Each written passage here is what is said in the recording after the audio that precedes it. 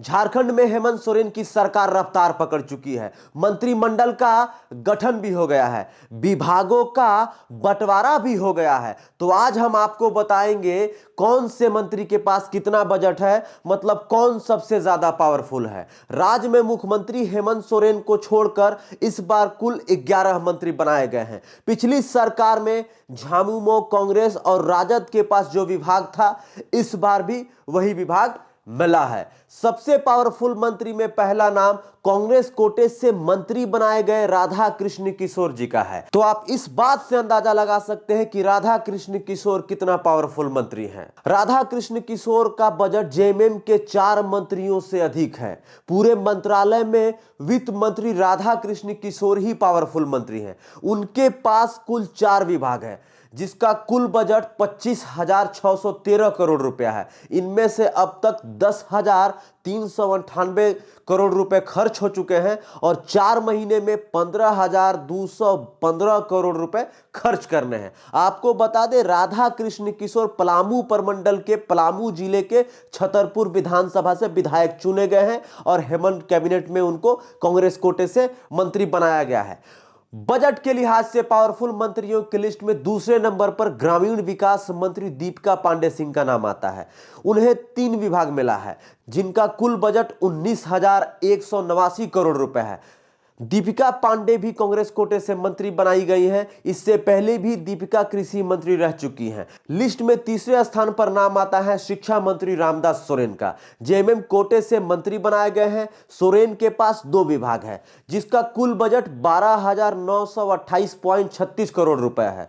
रामदास सोरेन घाटशिला विधानसभा से चंपई सोरेन के पुत्र बाबूलाल सोरेन को शिकस्त दिए हैं। रामदास इससे पहले भी हेमंत कैबिनेट में मंत्री रह चुके हैं। चौथे नंबर पर नाम आता है विधानसभा चुनाव में सीता सोरेन पर आपत्तिजनक टिप्पणी करने वाले जामताड़ा विधायक डॉक्टर इरफान अंसारी का। हेमंत कैबिनेट में फिर से डॉक्टर साहब को जगह मिली है, लेकिन इस बार डॉक्टर साहब का विभाग बदल गया है। पिछली बार ग्रामीण विकास मंत्री थे, इस बार स्वास्थ्य मंत्री बनाए गए हैं। डॉक्टर साहब को डॉक्टरी वाला विभाग मिला है। अब देखते हैं राज्य के अस्पतालों में क्या बदलाव आता है 2024 से 2029 के समय में। आपको बता दें कि स्वास्थ्य मंत्री डॉक्टर इरफान अंसारी के पास 3 विभाग है, जिसका कुल बजट 12,119 करोड़ रुपए है।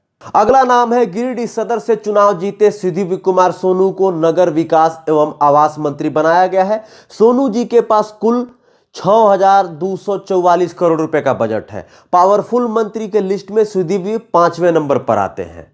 गोमिया विधानसभा से चुनाव जीते योगेंद्र प्रसाद के पास पेयजल एवं स्वच्छता मंत्री साथ ही साथ मद्य निषेध मंत्री हैं। दोनों विभागों का बजट मिलाकर उनका 4,784 करोड़ रुपया है। हेमंत कैबिनेट में सबसे कम उम्र की मंत्री शिल्पी नेहा तिर्की को कृषि मंत्री बनाया गया है। उनके पास 4,630 करोड़ रुपए का बजट है।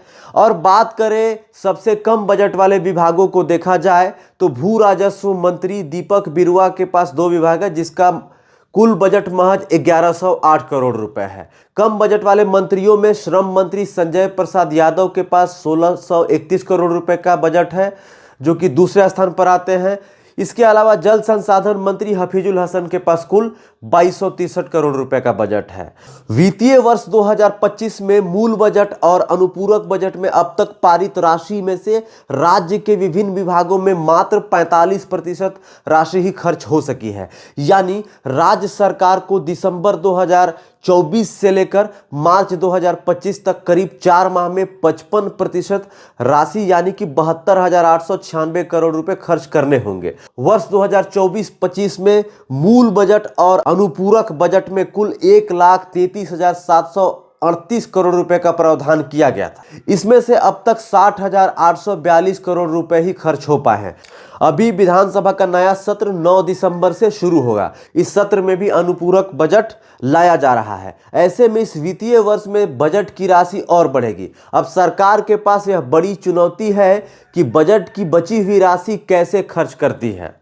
मंत्रियों के मिले विभागों के अनुसार सबसे ज्यादा बजट झामुमो के पास है, तो सबसे कम राजद के पास झामुमो के मुख्यमंत्री समेत 7 मंत्री हैं, जबकि कांग्रेस के 4 और राजद के 1 मंत्री हैं। झामुमो के मंत्रियों और मुख्यमंत्री के पास जो विभाग है उनका कुल बजट 70,554 करोड़ रुपए है, जबकि कांग्रेस के पास 61,552.58 करोड़ रुपए का बजट है। राजद के पास 2 ही विभाग है जिसका बजट 1,631 करोड़ रुपए है।